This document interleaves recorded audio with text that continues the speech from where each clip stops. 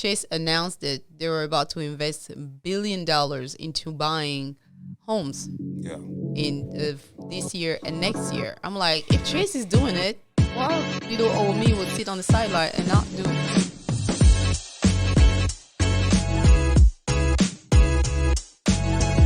Happy New Year's, guys! Happy New Year. Happy New Year. This is your favorite team. I am Danielle Bilumbu Leach with DBK Real Estate.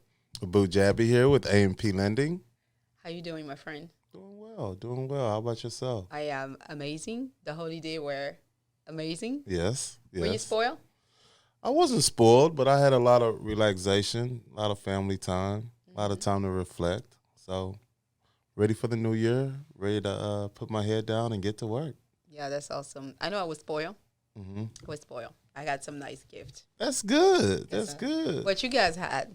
But I know I like it. So here's 2023. 2023, here we are. What's going on with the mortgage and the rate, and what's the future of that? Wow. Where do we start? Right now the market is looking, it's not stable at all. It's going up and down. Interest rates are somewhere around 7.5 to 8.5 in rate.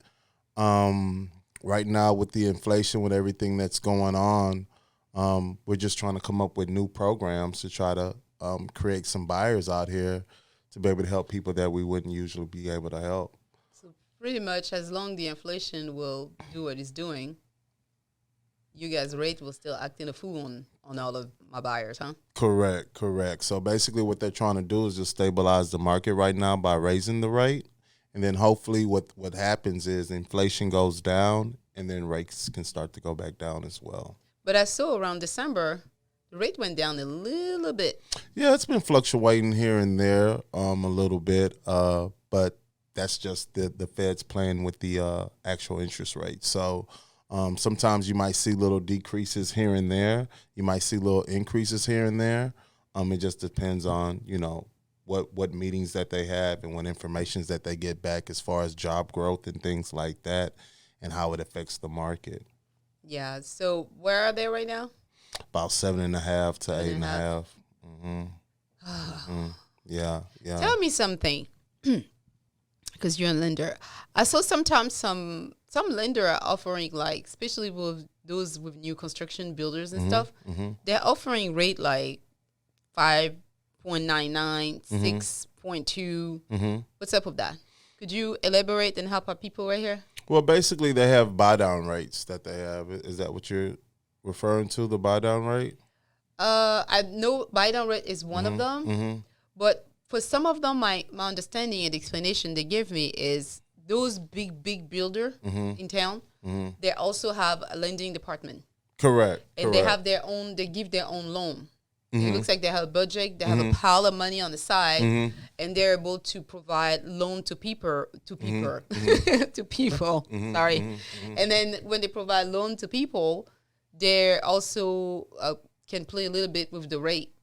And then it looks like also some of them, the builder will give some money to the buyer.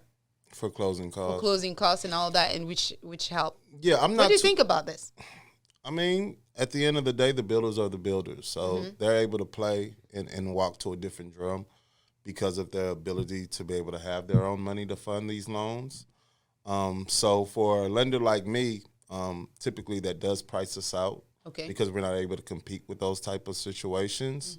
But as far as the rates being 5 to 6%, I'm not familiar with those programs with these builders. The only thing that I've heard of so far is just the buy-down rates that the sellers would have to, contribute closing costs to assist with the buyer. Break down the buy-down rate program. To buy it down. So typically what the buy-down rate is, you have to have a seller that's willing to go ahead and state that they're going to be able to give the buyer some money for closing costs. The buyer is able to use that money towards closing costs to buy down the rate. The rate's able to be bought down, let's say, typically for the first year. And then after the first year, then it goes back to the original rate on that second year of the loan.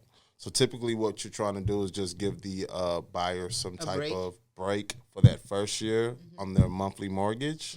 And then when the second year comes, it goes back to the actual regular rate. So, for example, let's say I qualify for 7%. Mm-hmm. The buy down rate, how much low can I get? 1% less? Half a percentage less? It just depends. So typically it can be 2%. Uh-huh. It can be 1%. Okay. Or it can be 0.5%. It's all depending upon how much the seller wants to contribute towards closing. Okay. But the max is 2. Okay. So that means the first year, Mm-hmm. my mortgage can be maybe $200 less. Exactly. And then year 2 of my in my house, the rate will Then go it back just to goes back up. So basically, when we're qualifying you for the loan, we're going to qualify you using that original interest rate. Okay. That's And what I was then about to ask. you get the credit for the buy down within the transaction. Okay. And then it just adjusts back after that second year. Do I have the right to refinance before the second year comes in? You can. Okay. You can refinance. So your company doesn't block you, do no penalty. There's no prepayment penalties on anything. So if you wanted to refinance, you would be able to do that with no problem. So pretty much this program is made in the optic where the rates will come down eventually and you can refinance it, right? That's Right. kind of the advantage they try to offer people? Correct. The rates are going to come back down. I mean, that's the magic question. Everybody's just waiting to see when. But typically, with the rates going up this high, it might hold for a year, let's say 2 years max, and then you'll see a refinance boom come in. Okay. So there's just different phases. But again, it's just one of those things where we're just trying to watch the market and see where it takes us.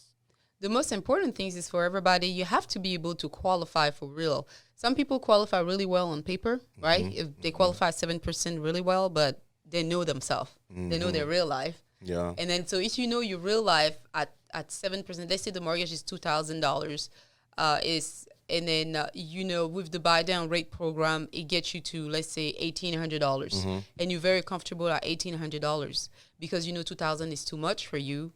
Really look at yourself if this is really a program that can really work for you, because when this is going to come up, that's extra $200 for some people. It's a lot of money. It is. It's a lot of money, It is, So- and that can make a difference in, how much house you're trying to buy. If you see that you can get that break on that 200, save that money, maybe invest it, put it in a separate account, and then you're able to try to do something with that money as well before that actual rate goes back up to the original rate. So, there's different options out there. And the rate come back up exactly the day 1 year after you have a hey. Yes. It's coming. Yeah, exactly. Notice. You guys send a letter or something, let the buyer know. You're gonna know that at closing already. Okay. So once you get to closing, you're gonna know exactly. You're gonna be disclosed when the actual rate, the time, the date that it's gonna go back up to the original rate.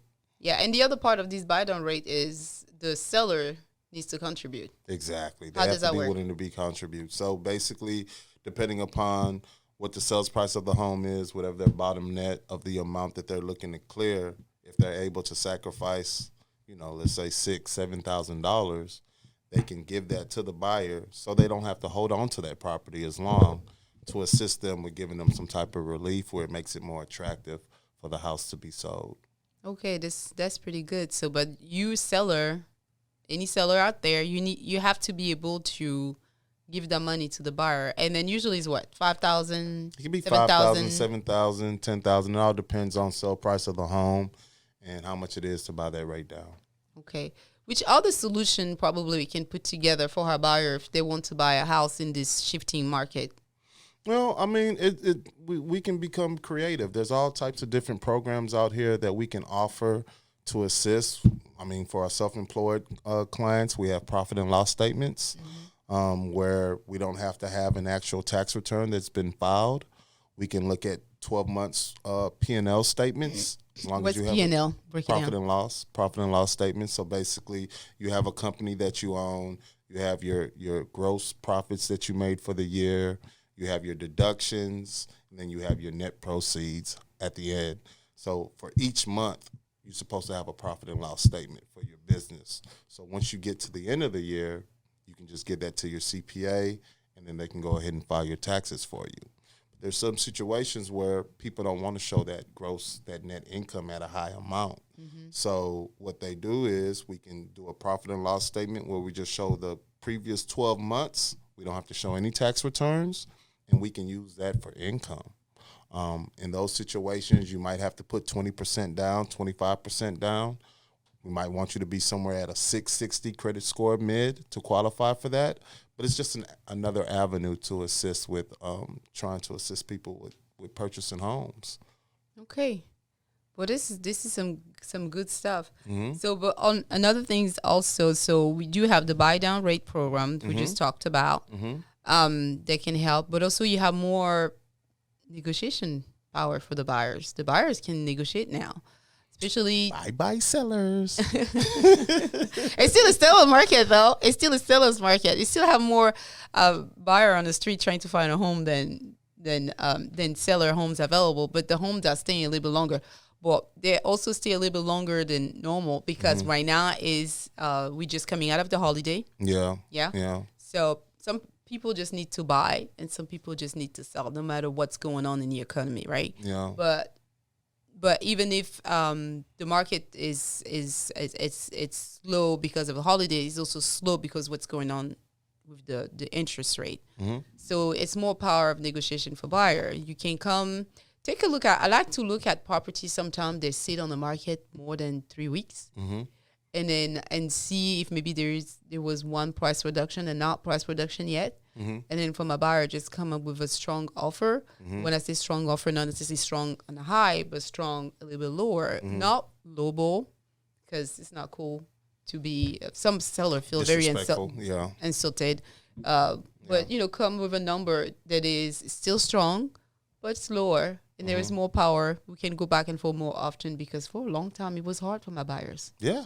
You had 20, 30 offers on one property. Ridiculous. I mean, what is a seller to do? Yeah. So, I mean, we're just praying. We're just looking forward to, this new year, 2023. We're going to try to come out with more creative products for our buyers out here to assist them with this challenging time when it comes to purchasing a home and seeing how we can be a resource for them. Yeah. We're all going to be okay. The economy is going to come back. They will not. I think 2008 or 2007 will not happen all over again, because now when lender qualifies someone, they have more, you guys really vested people really, really well. You make sure they can really truly qualify for a home. Correct. So we go through all their documents. We make sure if we're using overtime that we're doing verifications of employments to be able to get that overtime on paper. So we're not assuming what the actual calculations of that are. So, with the overtime, we have to use at least 2 years. We have to go back 2 years. So all that takes time for us to be able to get that information to be able to pre-qualify the buyer.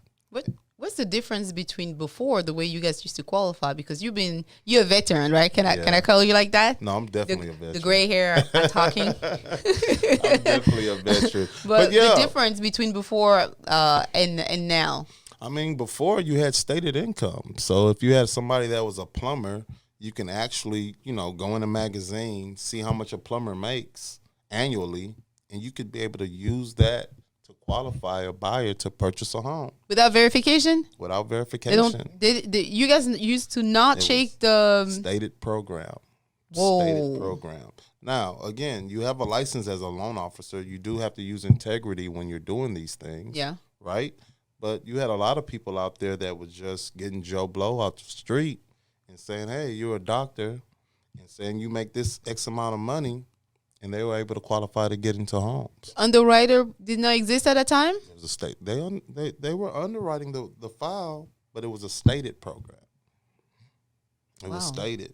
Versus now, you got to go through, qualifications in a whole totally different way. You got to, before you start, you go ahead and do the verification of employment, get that information.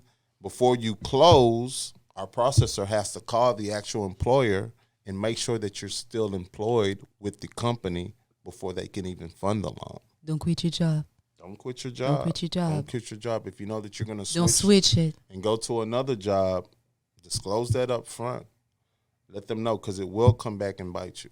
And I know sometimes you guys like to have the first or a whole paycheck, a whole month paycheck when you switch job like that. Yeah. So basically, when we're qualifying, when it comes to jobs, we want to see at least 30-day statement to see if you're getting paid, monthly, bi-weekly, or once a week.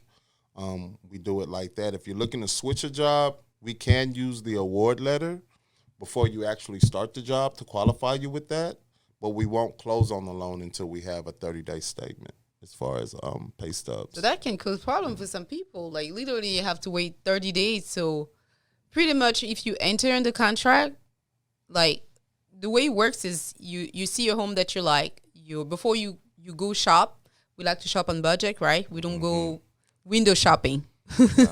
You get your pre-approval letter from your lender over here, and then you go out. But when you go out, if you know you're in transition, you're trying to change your job, it's either you do it while you're doing your pre-approval letter with him. Exactly. You switch your job there. By the time you look and you finally find the home, you should have a whole month pay stub with you.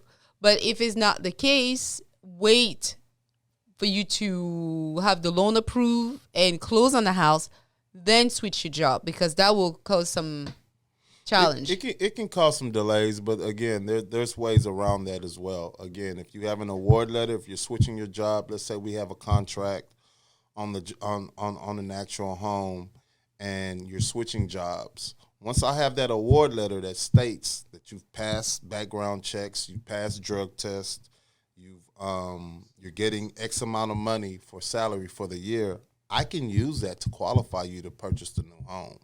Now, you have to start working. Once you start working and receiving your paycheck stubs, then I'll be able to use 30 days worth of pay stubs once we fund the loan. That's good. That's good stuff to know. Yeah. And what I've seen also lately is a lot of buyers that just sit on the fence waiting. They think, oh my God, the interest rate are so high. I'm going to just wait. I'm going to wait. But the problem is the home price is still going up. Yeah. The last number of Houston area, the price of homes still were going up. The average home value increase for nationwide was about $25,000. Okay. So price of homes still going up. So now the question is, do you want to wait for the rate to go down? Because the thing is that the rate goes up, the home may be stable, but right now the rate goes up, the homes still are going up. But if the rate goes down, what happened? Price of the home go up. Houses go so up. when you gonna make the decision, right? Yeah.